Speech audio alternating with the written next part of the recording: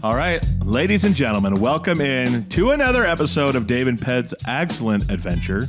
Very exciting episode today, David. Yeah, this is great. Appreciate you setting this up. We have, let's see here, an author, a podcaster, a local farming legend. No, I'm like a legend. On today's podcast. You. So excited. This is going to be an amazing conversation that just shows how awesome rural America is. Yeah. How you can take small towns and the values you learn there out into the world and do awesome things. And we have Miss Danna Larson here with us. How are you? Good. Thank you for having me. This is great. Yeah. Thanks for coming. I'm excited about your podcast. Well, thank you very much. Podcasting is what I think about at least 64% of my day. Okay. And That's Jesus more is than probably me. 30%. It should probably be the other way around. Yeah. But Is Jesus in the podcasting? if you glorify him, maybe. There you go. Yes. Yeah. That is, Jesus raises the in percentages, everything. Raises Yes, the percentages. Yeah. So exciting to have you here. This is I texted Dave last night. I am so pumped for this interview. There's so many things I want to talk about. David, you guys went to school together though, high school, right? We went to the same high school, yes. Okay, but not at the same time. She and my brother graduated together. Here's something interesting that not many people can say. All of our siblings, we were all in the same classes Yes. together. Yep. Well, how about that? Yeah. So So my that brother was Steve fun. and Danna graduated together. My brother Mark and her brother David graduated together. Yes. And then I graduated with her sister Chelsea. Yeah. Right on. Yes.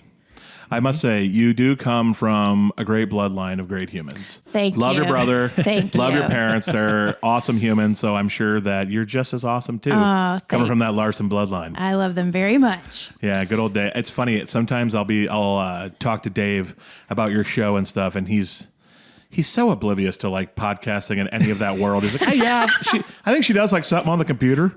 That's what he'll say. I'm Yeah. like, come on, man. That's probably what most people would say. Yeah, she does something on the computer. Dave thinks about farming and tractor pulls. That's it. And Jesus. Yeah. And that's, he's really good at a lot of those. So Yeah. I would say that's okay. Awesome. Yeah. So, well, before we get into your pod and the book and all that, we got to get to know you a little. The people need to get to know you a little bit. So tell us about yourself. You grew up on a farm, obviously. So Yep. Tell us about yourself. I grew up here in Odebolt, and then I ended up getting a degree after I left here in public relations.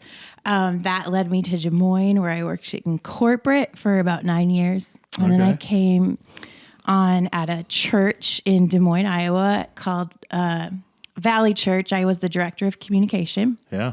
And then while I was working there, I actually met a Grammy-winning producer from Nashville, struck up a friendship. We decided to start a record label together. And so I moved to Nashville because when do you ever get a chance to do that? Not? Why not move to Nashville? Yeah. So Nashville is great. I loved Nashville. It was very entrepreneurial, very creative, very musical. So a lot of the things that I love. But honestly, I would walk around and I'd be like, man, I see all these cool business ideas because there's so many cool businesses in Nashville. But I'm like, there's a lot of these things that could work in a small town. Yeah. And so then I drive back and forth to the farm and to see my family. And it made me sad to see our small towns dying. Sure. And I knew that the way that we all grew up was a special way of life, and I didn't want to see that go away. Yeah. And so that's really kind of what started my wheels spinning. And then I was home at Christmas one time, and I said to my friends, people need to know like businesses like this are possible. It was my friend Jeremy turned an old depot into like a bar and grill, and he had live music, and people loved it. And everyone was like, you should do that. And so I couldn't shake it. And I got home from Christmas break and I was in Nashville and I said, well, God, if this is you, give it a name. And about 3 weeks later, the name Rural Revival popped into my head. And I was like, oh, I guess I have to start a podcast. Yeah. And so that's really how it started. And I started by interviewing my friends, and I put it out there not knowing if anyone would listen. But within a couple of weeks, I had people contacting me from places I had never heard of and saying, how can you help my town and my business? And so I really just kind of stumbled into this whole thing. But it's really what God made me to do. And so it's been a cool journey. So how long have you been doing the podcast now? 7 years. Yeah.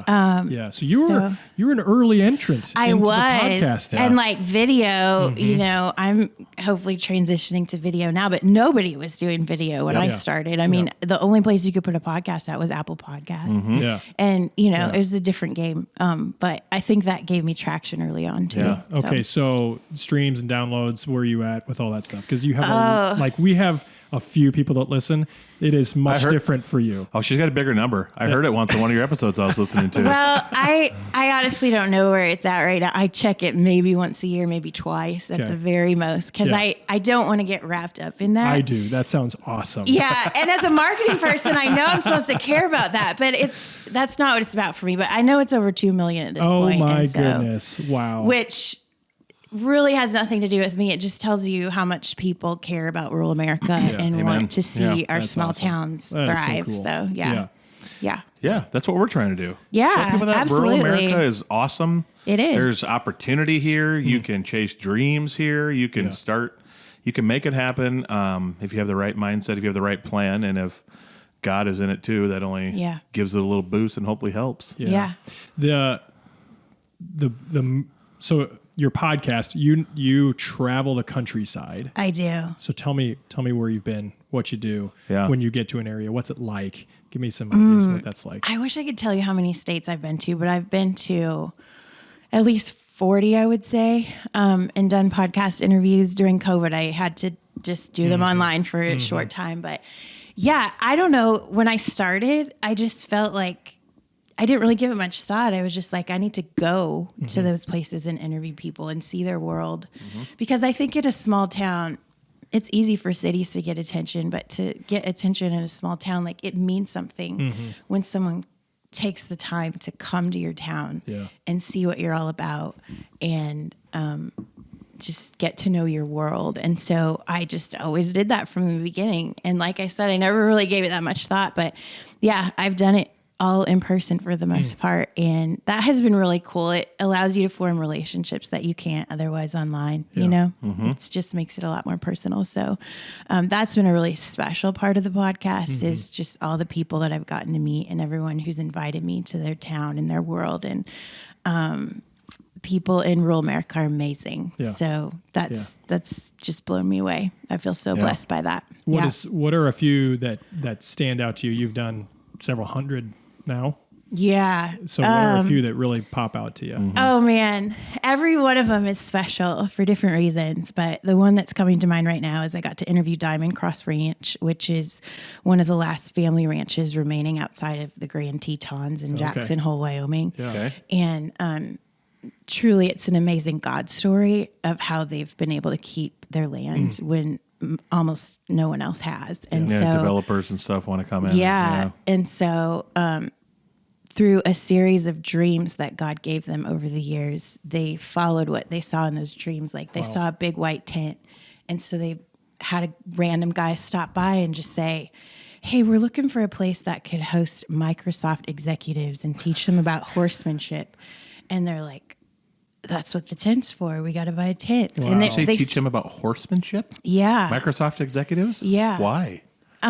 Just there's leadership lessons in that. Okay. Yeah. That's awesome. Yeah. And so they spent kind of their last dollar on this tent. But like since then, they've gotten to host all sorts of companies. And now it's a very well-known brand and they sell merchandise and they have cabins where people can stay. But it all started with prayer and God leading them one step at a time to save their ranch. So that's amazing. Yeah, that's incredible. Cool story. And you got to go to the Tetons. I did. Yeah, that was a nice For no perk. other reason, just to interview some people. That's awesome. Yeah. I have some wild dreams that if I tried to make them a reality, people would probably stop being my friend. Right. I don't have dreams like that. Yeah, you have to be convicted about that, man. No kidding. That's amazing. I was going to ask the same thing if there was people that stood out to you. Do you have a favorite moment from the road besides the people? Is there a favorite moment or something you've experienced along the way on all these travels? Well, I would just say I've met some of my very best friends through it. And, I pulled into Pawhuska, Oklahoma one day, which is the home of the Pioneer Woman. And she had a chamber director who moved there on a whim, not just following God, really. And this was before the Pioneer Woman opened her store. And so she's like, God, why are you sending me here? And then maybe a year later, the Pioneer Woman opened all her stuff, and then all of a sudden it made sense. Like, oh, okay. Yeah. And so we just hit it off that day and have become, great friends since then. Joni Nash is her name. And there's so many other stories like that, just of great friends and friendships that I've been able to build through the podcast. So as far as like stuff on the road, man, there's all sorts of crazy stuff. But I think people think, oh, you've got to see all these amazing places and do all these great things. And yes, that's true.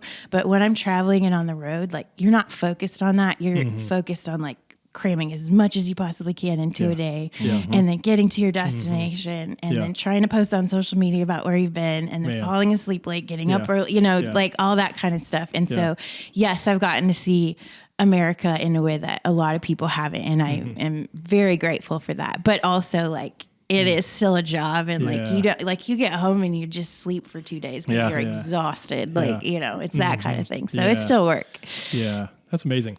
What if you were to look at some of the things that you've been to all these places, you've talked to so many people, if you could hammer out 2 or 3 things that you think are a common thread through all the different people in rural America, because you've been to all the different states, all the different towns, talked to all the different businesses, what are a couple things that are a common thread through all those people that make rural America great? Yeah, I think number one thing I see in every town that's being revived is a visionary.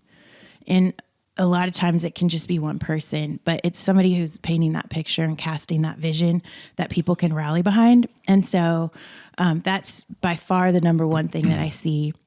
And then, I think a positive attitude goes a long way. For whatever reason, there can be a lot of negativity in our towns. I think people have just settled into the way that things are. And so having that positive attitude and partnering with that visionary mindset is super powerful. Yeah. And that's where you really see things happening in small towns is when you have those things present. And I think just a willingness to work together is also a massive thing because there's a limited number of people and we have to work together if we want to move things forward. So it takes buy-in. Yeah.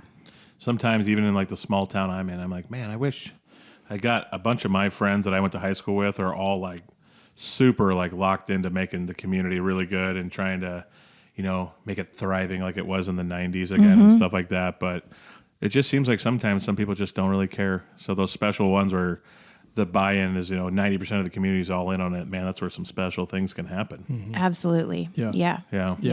And you have to take advantage of the economic opportunities in front of you. And we on the Odebolt Foundation board together, we did some stuff with grants and whatnot. And even still, like you can apply for a lot of that stuff. But like you said, if you don't have buy-in, sometimes it's really hard and you can face a lot of headwinds.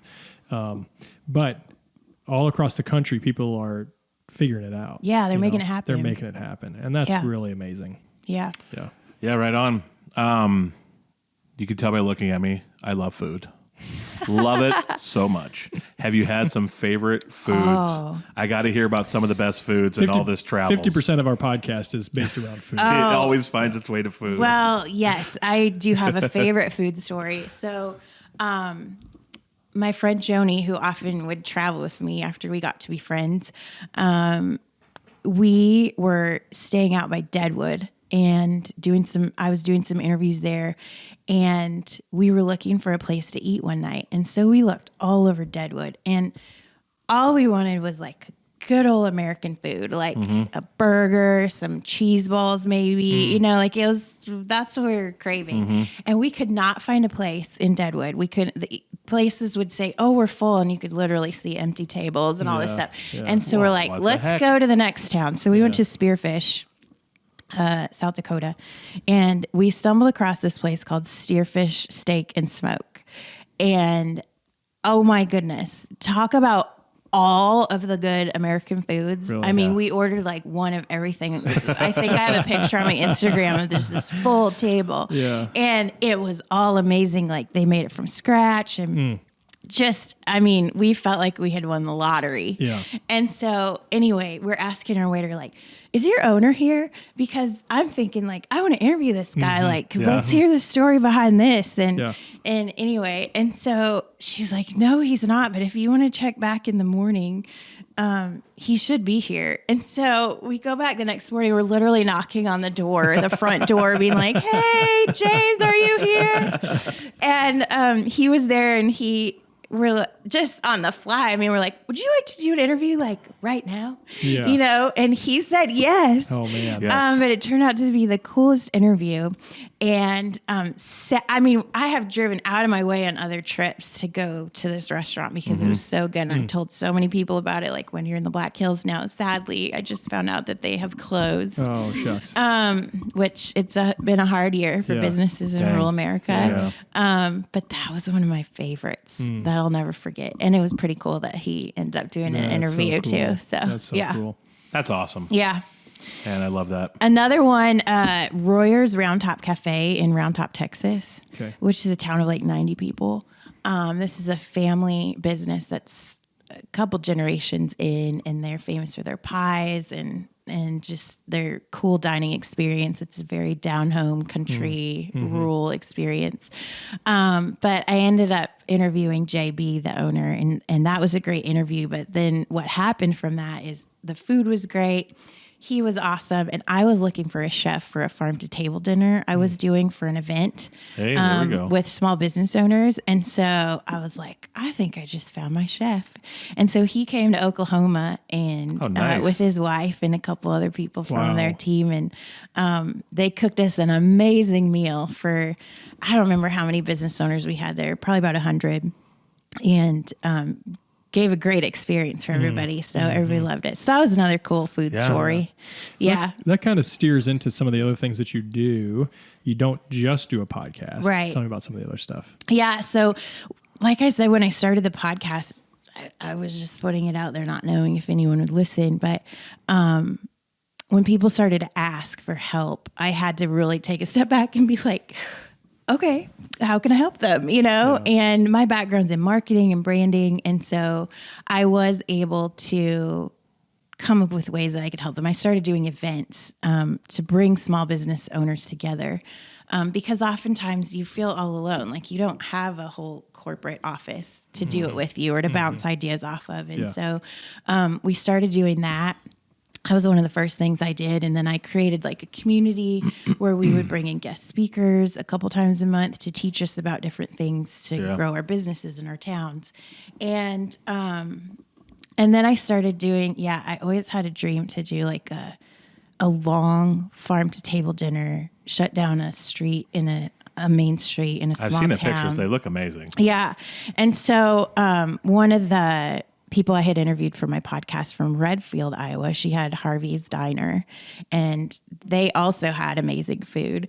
And we put together a dinner there for Redfield, and that was the first one that I did. And it was a massive hit. Really cool experience. I mean, what I discovered is if you want to get people fired up about what you're doing, that's a great way to do it. And so, started doing farm to table dinners, have expanded into other courses and offerings. You know, I do some classes online teaching people like, you know, I think when I started out, it was more about like, I want to help small businesses shine. Right? I want to show people what's possible in rural America. But I feel like we're getting beyond that. And now it's really transitioned to more of like help people in rural America thrive, help these small businesses thrive. Because along the journey, you meet all these people. And I've heard more than I would like to hear, you know, I'm not really making a profit, but it's great for my community. Well, that's a wonderful thing for your community, but no, it's not sustainable. And so I just have been challenged, like, how do I help them thrive? And actually, like, we don't want to just survive. Yeah.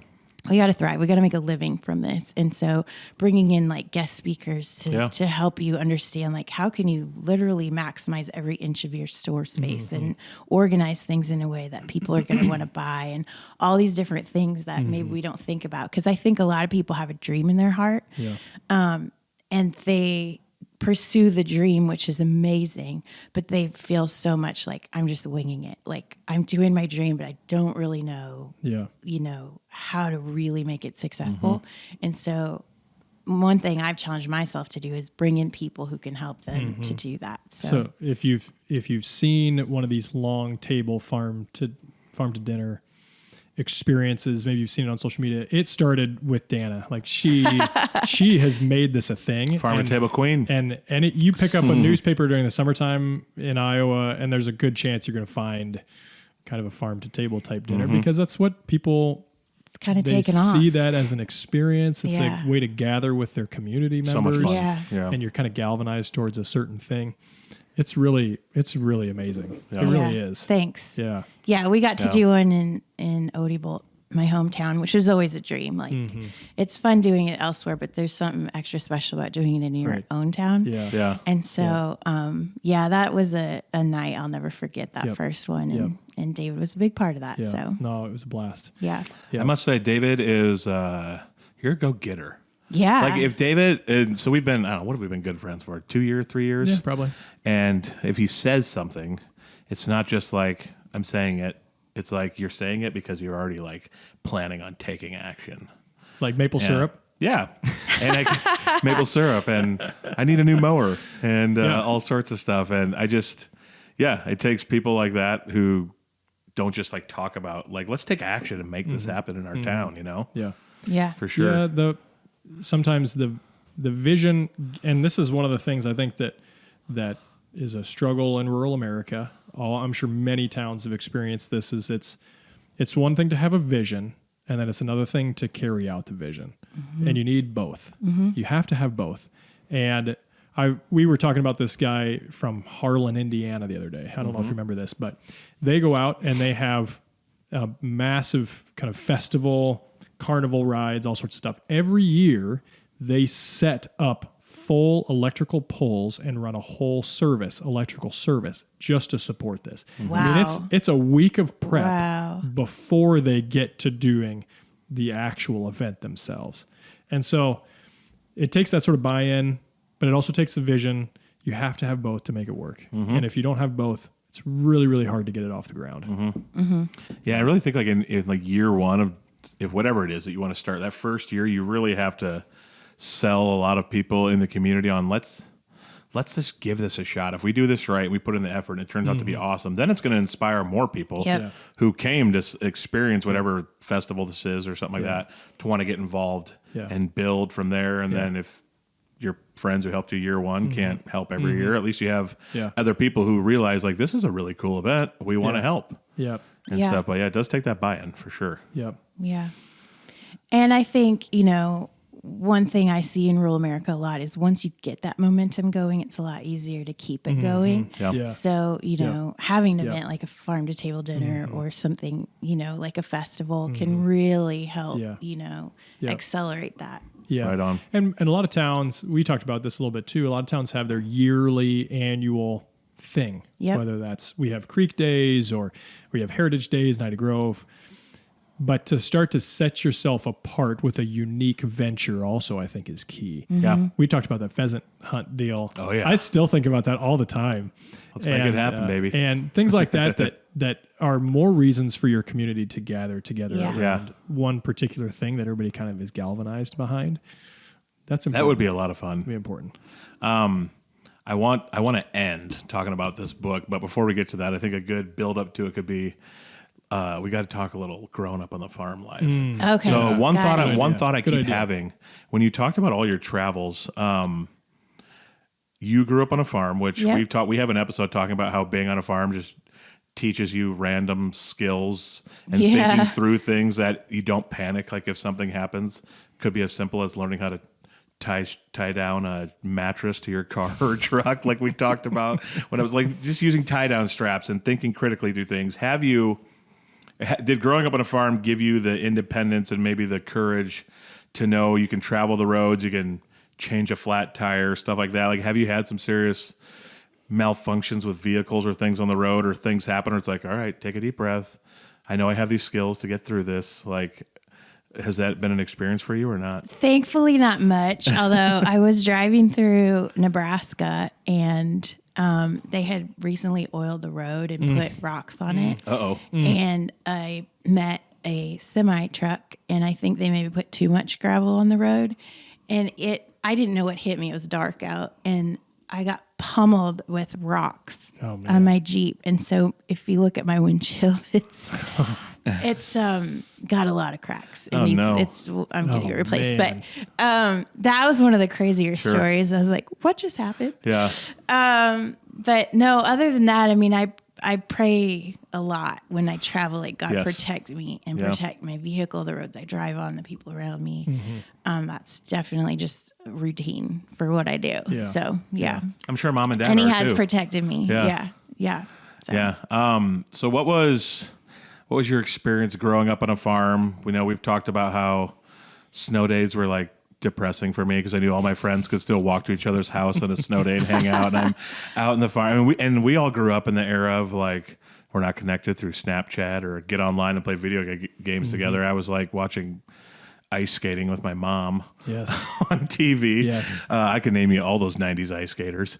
But just like growing up on a farm, did you have any crazy wild farm stories like with your siblings? And Dave was talking about go-karts. I've got crazy four-wheeler tag stories with our four-wheelers. Just that farm kid experience for her. How was that? And what you learned from it and stuff like that. Yeah, I loved growing up on the farm. I didn't know how great it was until later in life when I realized not everybody got to do that. And so, the same experience. but no, I loved it.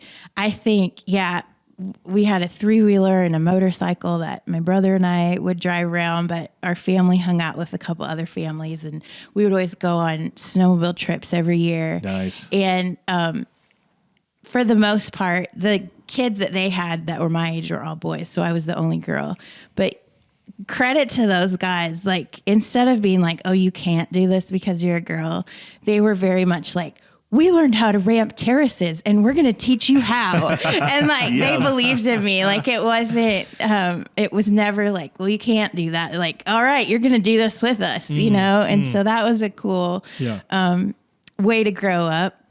And I loved the farm. I don't remember how old I was when my dad started teaching me how to drive the grain cart. I mean, we always we would pick up rocks or did some bean walking. I mean, that was kind of fizzling out when I was a kid, but definitely did some of that. And my dad taught me how to drive the grain cart maybe when I was in middle school. Yeah. And so that was my after school job. And I loved doing that. It was really fun to be a part of the family farm in that way. And my brother was super involved, but that was just kind of my little thing that I got to do and to be out there with my dad. And it instills so much confidence. I remember the first load of grain I took to town by myself. I was terrified. And the elevator setup in Elt at the time was so bad. It was basically everyone's all smashed into one place and you learn to take turns, getting on and off the same scale, full and empty. But after I got used to it, it like gives you this confidence and like, man, I'm young doing this and my friends don't know how to do this. And I know how to change a tire now and I'm learning how to do things on the farm. And I think because of like the direction you went in life, it gave you the confidence to know that I can chase this and do it. It's given me probably too much confidence sometimes, a little bit of an ego issue maybe here and there to chase my dreams and know that I can do it and stuff. But it does, on the farm, it just instills that confidence in you through what you learn. You just make it work on the farm. And I think I didn't know any different. So it's like, well, this is what I'm supposed to do. So I'm just going to find a way to make it work. It inspires somewhat of an entrepreneurial spirit just because you have had to figure it out on your own. Yeah, totally. Yeah. And you know, I was raised that way, but it wasn't until really I started Rural Revival that I realized, oh, I was made to be an entrepreneur. Yep. And so that was a cool thing to realize too, and to really step into something that I felt like was my calling. You know. So, do you live where are you at mostly right now? Are you still in Nashville? Or are you back here more? I'm back here for the most part. I used to go back and forth between Nashville a lot, but I'm back here most of the time. You know, I've been writing a book, so I've had to really hone in on that and not travel as much this year. Let's see here. This is just like an author's copy, kind of a proof ahead of time. So it's got some markings on it, but Yes, not for resale. yeah. Oh, yeah. Small town How's that dreamer. right across the middle. Finding courage to chase your biggest dreams in rural America. Well done. Tell us about it. Well done. Yeah, Yeah. let's get this thing to You're 10,000 the first pre-orders. author that I've ever met, I think. Oh, well, I keep saying you are an author and you should write a book. Definitely not an author. David is a wonderful nothing writer. more than 2 or 3 pages is what I've done. So. No, I mean, you can blow me out of the water with your writing. Come on now. Someday. Anyways, yeah, I really just felt like, I've been at this for 7 years, and it's kind of like, how do I compile everything that I've learned? And really what drives me is that I see all these people in small towns with dreams, and I get to interview the people living them out. But I look at rural America and I think about our future, and what's going to keep rural America thriving is everyone living out their dreams. And I think sometimes we just even subconsciously limit ourselves because we think, oh, because I live in a small place, I can't have big dreams, or that won't work here. But if you look at people I've interviewed and their stories, I mean, people have done the most incredible things in rural America that you might think would never work, but they're absolutely working. And so I just feel like, God created us all with a purpose, and he knows that you live in rural America. In fact, he has you living here for a reason. And so what did he put in your heart to do? And what are you missing out on because you're not doing it? Yeah. And so, I said I stumbled into my calling when I decided to be an entrepreneur, but we all have a calling. And so what is that for you? And this book is a rally cry for the dreamers in rural America. Everybody has a dream. And when you live out your dream, it makes a way for other people to live out their dream too. And so it's, it's a mix of encouragement for the people who are living out their dreams. It's a motivator to go chase your dream if you're not already. And my hope is just to stir those dreams up and say, this matters more than you think it does. If that dream is in your heart, it's there for a reason. Yeah. And we all need to do our part to chase that, because that is what is going to propel rural America forward. And I can't think of a better place to live than rural America, and I can't think of a better place to start a business than rural America. The opportunity is wide open, and now it's up to us to make the most of it. Well said. Well said. You can always travel and see all the other stuff too, but I'm with you. I would love to travel, do all the awesome stuff, but have the roots right here in rural America. Yeah. For sure. And that's the thing, I've traveled all over, but there's nothing like coming home. Yeah. And when I started this, I was living in Nashville, but in that process, I ended up moving back home during COVID. I had actually packed all my stuff in storage, and I was going to travel full time because the podcast was taking off, and why not? Yeah. And about 10 days after that, the country shut down. And so my plans of traveling the country got squashed, but that's what really, I decided to come back home to the farm and just kind of ride it out. And then I realized how much I loved it here. And that was always a dream of mine, to be able to come back someday. It's funny how similarly that happened to us. We came back, we ended up back here for a different reason because of COVID. Yeah. Or during COVID, but it was safety. Yeah. It was safety here. It felt like a big blanket of, it's going to be okay. Yeah. We'll ride it out here with family. We got space. And you could kind of live life as usual. It was pretty much not normal. a lot changed. It was here in the pretty country. much normal. Yeah. And I think having that comfort with the people that you know around you is a big part of that too. Yeah. Rather than being in a big open space or a big space with a lot of people that are judging you every time you cough. Yeah. And so it was a big deal to have enough space to spread your wings a little bit. Yeah. Yeah. And I think, just coming back, I would have come back here anyway. So God made a way when I didn't even realize what was coming. And, that's awesome. pretty cool. He tends to do that. Yeah. Yeah. Yeah. Oh, you think you know your plans? I think I got something better for you. Yeah. Yeah. So is this book available yet? What's the scoop on the book? Well, How early are we on this? It comes out on Monday, September Get 22nd. outta here. Hey, Seriously. let's go. Yeah, so this is the first podcast I've got to be on to promote it. So Man, thank look you. At that. Look thank at that. you very That's much. great. Thanks for giving us the chance. Yeah, we're Yeah. Well, amazing. I'm excited about what you're doing too, and you're chasing your dreams through this, Yeah. and so yeah, this is a great addition to the podcast world, and Good. yeah, Thanks. yeah, I have had a ton of friends tell me that they love this show. They just are hearing us talk about things they never understood about rural America. They never thought of. Even if they still really don't care about it, they just enjoy listening to it and stuff. So yeah, I think rural America it's making a comeback. absolutely, yeah. I think it's a new season in rural America, and our small towns are no longer dying. They're waking up, and people are seeing the opportunity. You know, I talk about like the farm crisis. I think the farm crisis was horrible for rural America, and our towns in some ways didn't have any choice but to kind of die just as the effect of what happened. Yeah. But I think that mentality has hung around for a little too long now, you know? Yeah. It was the mentality that big dreams can't thrive here. I have to go to the city. You know, when I went into public relations, that was a city job. But now Yeah. I could do that from anywhere. And so I think, the mindset is shifting, and we have to help change the mindset. Yeah. Like, this is no longer a place where you have to leave. Like, one of my chapters is called Roots and Wings. You can have roots here and wings and do it all right here. Yeah. Amen And to and that. have Thank the goodness for quality of technology. life to That's go with amazing. it and all that. So Yeah. technology is amazing. Yeah. Right on.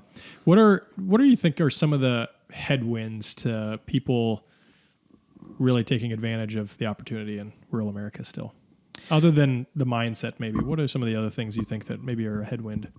Well, I think we have a lot of empty buildings just sitting there ready to be a new dream for somebody. And, a lot of them can be saved. Not all of them, maybe, but a lot of them can be saved. And so there's an opportunity there. I think young people want to stay. What really opened my eyes to this was I was at like an FFA conference for girls in Iowa a couple years ago, and I was a table leader. So I had like 10 girls at a time come to my table, and I was supposed to ask them a set of questions. And I got done early, and I asked them, how many of you would like to stay in your small town if you had the opportunity? And all of them said yes. Wow. And I was like, oh, okay. So as the different groups rotated through, it was probably 200 girls throughout the day. And I probably only had one or two say no. Wow. And it was mostly because they were going into a career that, just didn't work in rural America. Wow. Which totally supportive of that. But it blew me away. And I was like, they want to stay. But we have to Yeah. make a way for them to stay. Yep. Yeah. And we have to find out what it is that, like, they want coffee shops, they want experiences, they want a small town main street to shop on, they want to shop local, all these things. So are we providing that for them so that they can stay? Do we have careers here that can provide the longevity, for the long haul if you choose to stay here and raise a family and have a job? It all has to work together. So Yeah.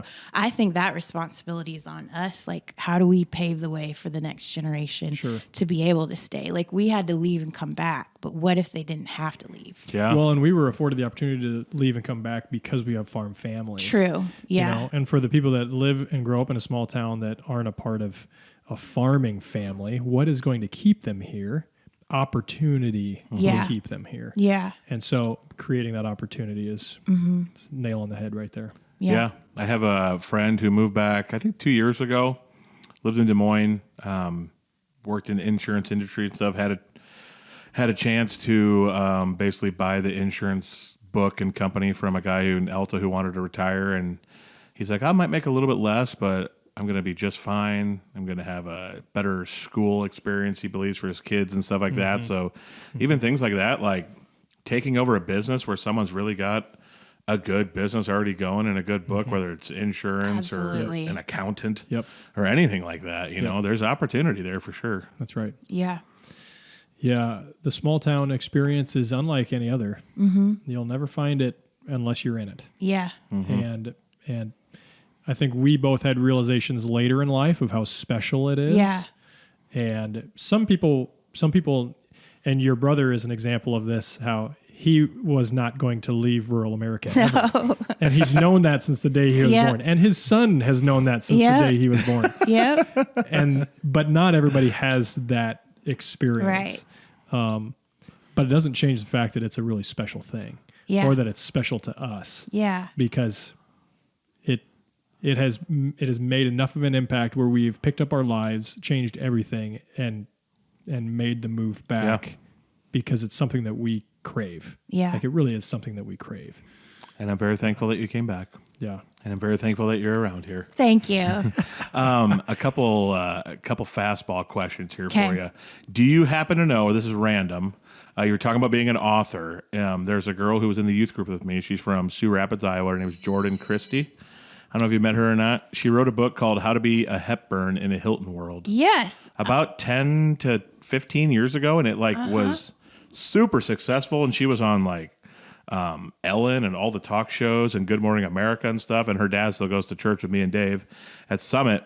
I don't know if you've ever had a chance to cross paths with her. I have or that meet her. book. Yeah. No, I've never met her though. Okay, yeah. She's from Sioux Rapids, Iowa. Okay, cool. The girl who wrote it. We'll have to connect. Yeah, I was in youth group with her. She went to is it Belmont? Yeah. Is the big music university there? Yep. Sure. Yeah, so she went there to try to do music, and then I ended up being an author and all sorts of stuff. So Neat. Great. you guys kind of have similar stories. Yeah, we'll have to connect. Yeah, super cool. And also, what's your favorite, now that harvest is coming up and farming's coming up, what's your favorite job to do on the farm? Drive the grain cart. Is that, do you do any of the combine or anything? No. So I'm back to driving the grain cart for my family. When I moved back here, my schedule is flexible enough that I can kind of plan around harvest. And There we so go. they asked me if I'd be willing to drive the grain cart. And I mean, that was absolutely yes. To get to be, I don't have much to do with the farm anymore, but to get to have that little piece of being involved in it is really cool because family farms are pretty special. And so driving the grain cart, that's the best. Well, She must enjoy high pressure situations. I tell you what, It's a tough job, man. grain cart, you can't be scrolling social media. I know. No, you have to Grain focus, cart. man. I actually have a friend who comes back every year, and his cousin kind of runs the whole family operation now. And I was talking to the buddy who runs the operation about his cousin coming back, and he goes, I was so annoyed one day. He was trying to read a book, and he kept wanting to read this book while in the grain cart. And I got so tired I just kept going. And I started dumping corn on top of the tractor. And all of a sudden you see him go, oh, he freaks out because all that corn hit the tractor cab. And he looks at him, he's like, pay attention. He's like, I had to teach him a lesson. Got to do something. Yeah. It's a high stress environment, Yeah. Yeah. People think it's easy, but for someone like me, I have to very much focus. I can't be talking on the phone. When you haven't been in a tractor for 10 months. Yeah. You step back into it and you got to click right away. You use your brain in different ways than you Yeah. do. So That's good for you. I think if you tried doing more than the grain cart, your nephew Ben would be like, wait a minute here. Yeah. yeah. Wait a minute here. These are my jobs that I Well, want. he drives the other one when Okay. he gets off school. So yeah, he gets to be out there too, which is awesome. I love to talk with him at youth group. I have no shame in saying this. He knows 10 times more about tractors Me too. than me, and I'm Yep. almost 40. Yep. But that kid just loves to talk Eats it up. tractors. Oh yeah. Eats it up. Cheapers.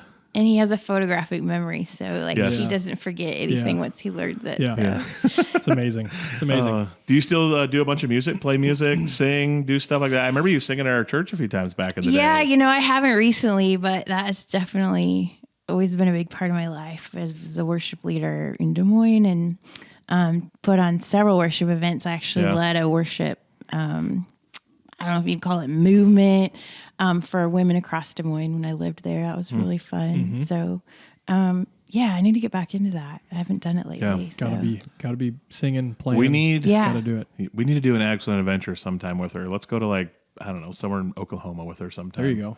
Yeah, let's just make a video. What do you say, Hoshway, you in? He doesn't have a mic Does on he have a today. choice? Yeah. Maybe. Josiah grew up helping his family raise pigs and stuff. They don't Oh, do it anymore, great. so he's also a farm kid. Yeah. Awesome. Yeah, so he took a ride on the back of a pig once when he was helping sort when he was younger. So you Never forget it.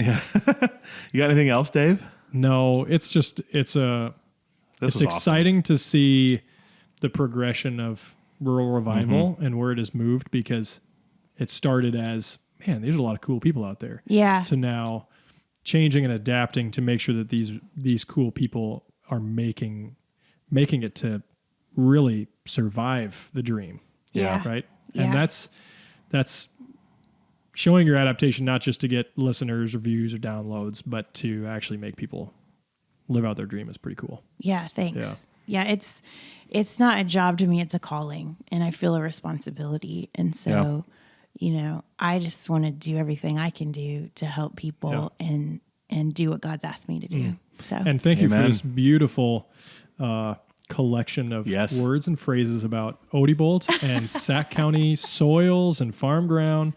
And I've read a lot of this stuff in history books, and my family member did a whole book on the cooks of the Brookmont farm where we live here. And so fascinating. I mean, so much cool stuff, and it's cool to share that with you. Thank you. yeah. Right on.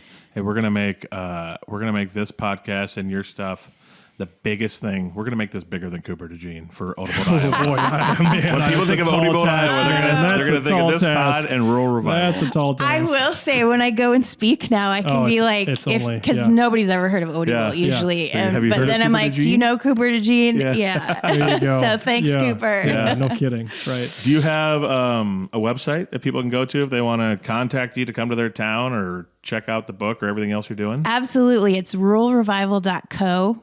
No M, just CO, ruralrevival.co. And the book will be for sale there, and it will be for sale on Amazon starting on September 22nd. So I'd love for you to order it and be inspired. So I think I'm going to have to get a copy. Me too. Yeah. Awesome. And Maybe we'll read a She's got great merch too. I saw that on your website. Yeah. Yeah, we got a big sale going on right now. So Oh, yes. Hit it up. get it while you can. Yeah. Hit it up. Awesome. Well, thank you so much for doing this. Thank you guys. Yeah. When Dave and I started this, you were a name that quickly came to mind. We were like, Awesome. man, it would be awesome to talk to her about everything you can do in rural America. Don't limit yourself. Right. So, Right. And I feel like you have very clearly conveyed that, how people can chase their dreams no matter where you're from. Yeah, Absolutely. that's right. So awesome. Well, thank you so much for coming on. Check out her website, people.